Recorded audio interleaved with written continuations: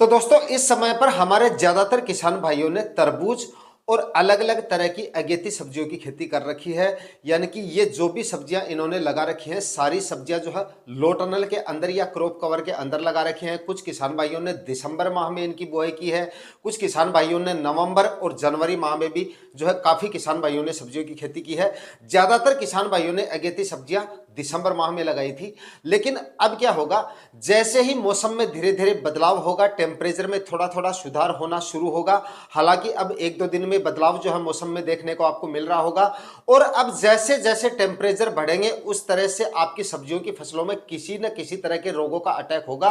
और 99% काफी सारे ऐसे रोग होते हैं जो मौसम के बदलाव के कारण आपकी सब्जियों की फसलों में देखे जाते हैं।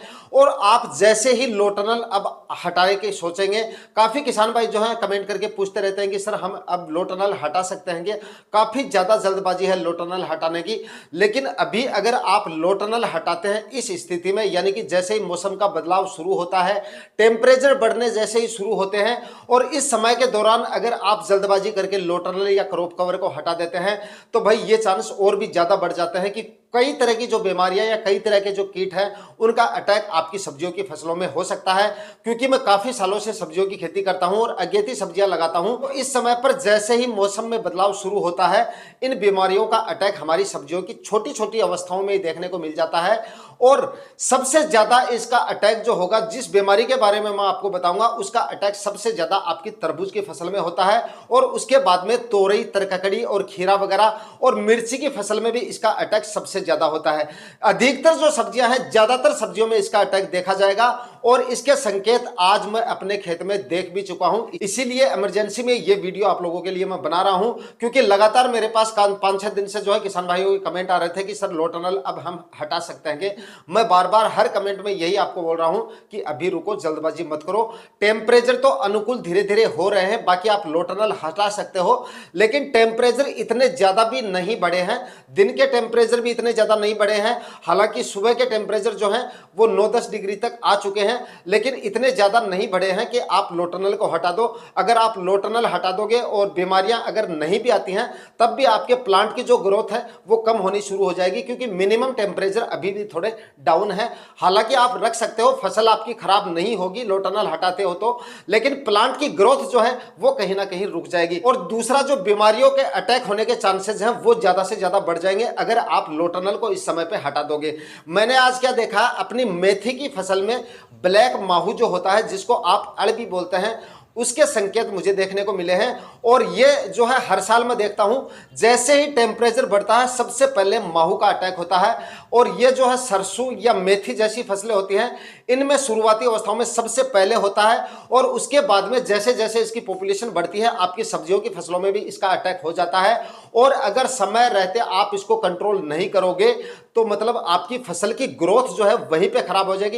एक तरह से आपका जो प्लांट होता है वो पूरी तरह से ऊपर से मुड़ जाएगा, खराब हो जाएगा, और पूरी तरह से उसकी ग्रोथ ही रुक जाएगी। और अगर समय पे आप स्प्रे नहीं करोगे तो आपके प्लांट पूरी तरह से खत्म भी हो सकते हैं, क्योंकि फुटान जो है पूरी तरह से ऊपर से बंद हो जाता है और आपके प्लांट की ग्रोथ भी वहीं पर रुक जाती है।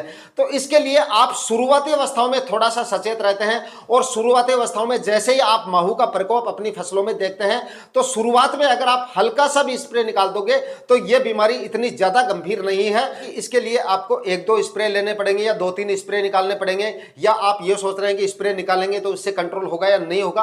हल्का सा, अगर आप, मैं इंसेक्टिसाइड बताऊंगा, उनका एक स्प्रे निकालेंगे तो यह बीमारी आपकी फसलों से दूर हो जाएगी।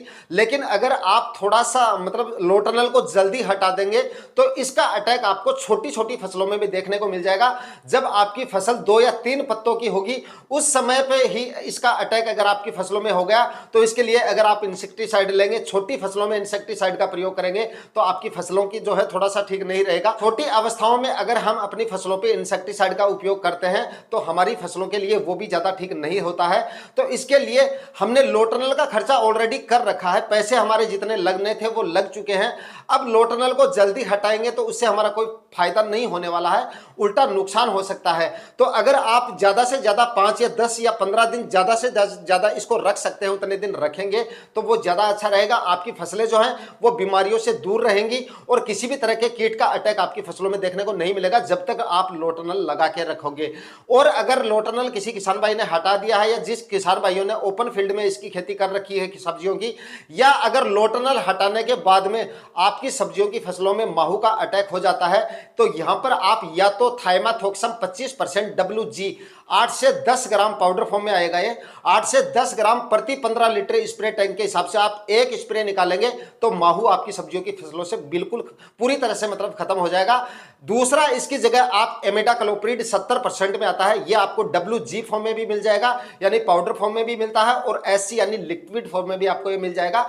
दोनों में से जो भी आपको मिल जाए, पाउडर फॉर्म में मिले तो भी ठीक है और SC फॉर्म में मिल जाता है तो भी ठीक है। तो लेकिन थाइमाथोक्सम अगर आपको नहीं मिलता है तो यहां पर आप इमिडाक्लोप्रिड 70% WG में आता है, उसका उपयोग कर सकते हैं। और अगर आपकी फसल, जैसा कि मैंने आपको बताया, छोटी सी अवस्था में अगर आपको माहू का अटैक देखने को मिल जाता है, यानी कि आपकी फसल काफी छोटी है और आपको माहू का अटैक देखने को मिल रहा है अपनी फसलों में, तब यहां पर आप इमिडाक्लोप्रिड 17% में आता है, उसका उपयोग करना है। भाई अगर आपकी सब्जियों की फसल काफी छोटी है तो उस अवस्था में आपको 70% वाला इमिडाक्लोप्रिड नहीं लेना है, जो 17% में इमिडाक्लोप्रिड आता है उसका स्प्रे करना है। खुराक आपको सेम रखनी है, 8 से 10 ml। अगर प्लांट काफी छोटे हैं और 17% वाला आप इमिडाक्लोप्रिड ले रहे हो तो आप 8 से 10 ml ले सकते हैं, और अगर आपके पास 70% वाला पड़ा है तो आप 6 से 7 ml प्रति 15 लीटर स्प्रे टैंक के हिसाब से आपको खुराक लेनी है अगर आपकी फसलें काफी छोटी हैं। तो दोस्तों, अगर आपने भी सब्जियों की खेती कर रखी है, तरबूज वगैरह लगा रखी है या मिर्ची वगैरह लगा रखी है या किसी भी तरह की सब्जियां अगर आपने लगा रखी हैं और क्रॉप कवर के अंदर लगा रखी है, तो पहली बात तो यह कि आपको क्रॉप कवर थोड़े दिन और रखना है।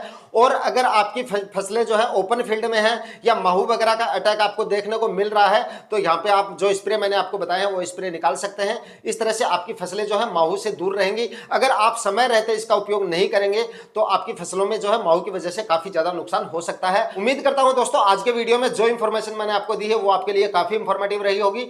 वीडियो अगर अच्छा लगा तो लाइक शेयर जरूर कर दीजिएगा, चैनल पर नए हैं तो सब्सक्राइब जरूर करके जाइएगा। मिलता है किसी नए वीडियो में नए टॉपिक के साथ, तब तक के लिए जय हिंद।